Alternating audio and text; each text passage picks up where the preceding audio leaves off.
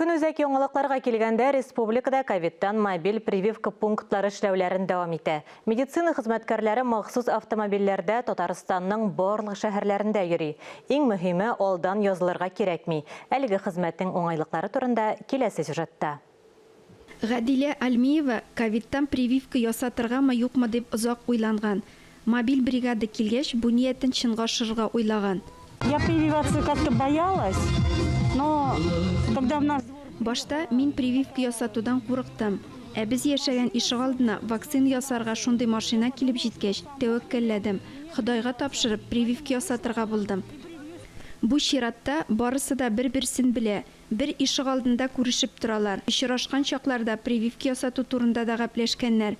Күчмә пунктта аларга ике төрдәге Спутник V һәм Спутник Light вакциналарын тәкъдим итәләр.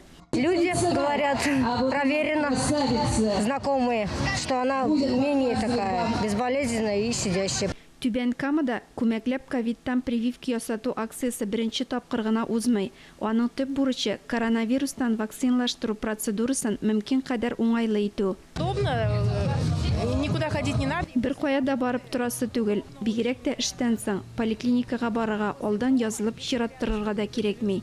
Күчмә пунктта вакцинация ясауга алдан язылып куярга кирәкми. Үзең белән паспорт, СНИЛС һәм медицина полисы булуы гына шарт. Ләлә Зайнуллина, Анастасия Шакирова, Булат Абдуллин, Түбән Кама.